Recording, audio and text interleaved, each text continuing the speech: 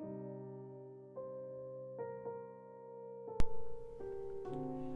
going to do a little still life today. Here's the final still life. So let's work through it. So you want to get your thing set up, and you want to start out with a light drawing. And as you're drawing, you can see in my sample here that I have my shadow areas marked, because as you build your layers, and you can see just I'm putting the light layer of the local color down.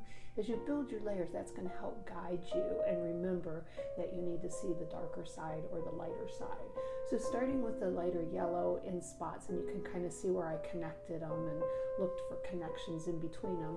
Then I start adding another layer while it's still wet of the second color, or the darker, more medium value.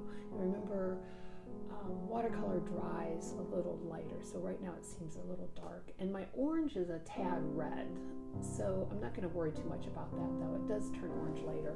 So as I work on the second orange, I take that knowledge and make it less red and more orange.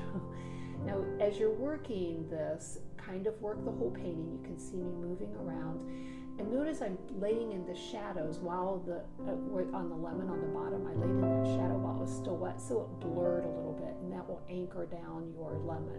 And I'm going back in as it dries a little bit and adding another layer of the medium value. You can see that this is actually, it appears to be a darker value, but it's actually just a medium value. As I go in and make the banana, I'm leaving the white of the paper in some places. That's an important part of watercolor, is leaving the white of the paper to be your highlights. You want to keep it transparent as well. So build your layers gradually and keep everything transparent. You're just trying to kind of create volume. And see, there's my shadow. It blends a little bit. That's okay. As you work on your shadows, don't try to make a gray color. Keep it a cool color, a blue or a violet.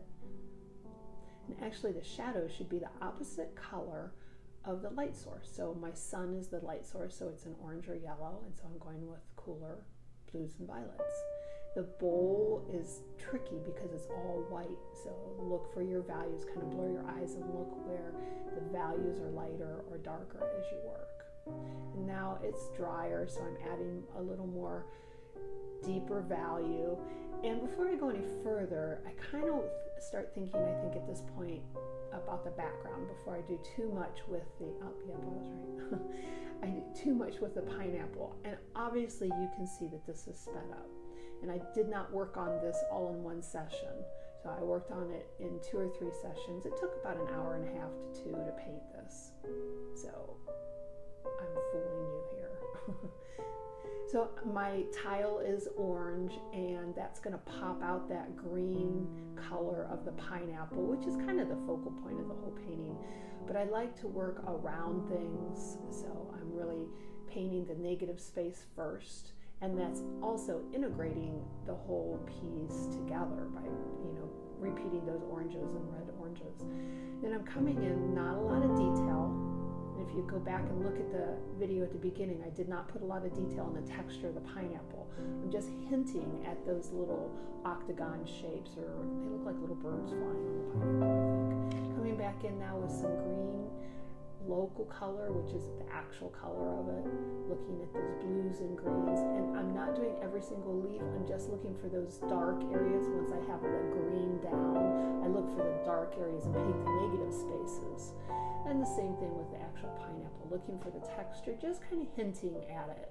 You're a painter in this point. You're not drawing or we're not trying to work photorealistically. We're painting it. We're hinting at all of these textures and colors and values. And now it's going to be time to pop in some darker values as I come through. So you start with watercolor with a lighter value, then go into darker values. And as you move to the darker values, you create more detail. So a little bit of purples and red violets in there to give that depth.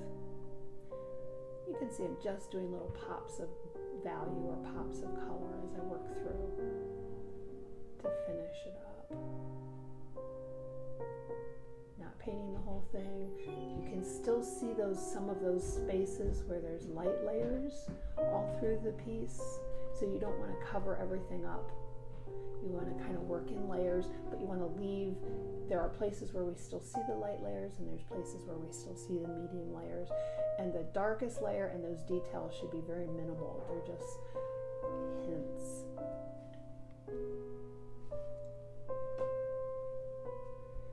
Even deeper and darker, I'll go into some darker values to kind of give it some space to push back, some more depth, a little more color. I'm all about color, so I like to add little pops of color in there. It's going to give it more definition as it works. And you can see some deep dark values in the crevices there. So what you're going to have here, I'm going to show you the end. I keep working a little bit, and you're just kind of popping in those dark values, keeping it light, keeping it fresh and not muddy, and there's my finished piece.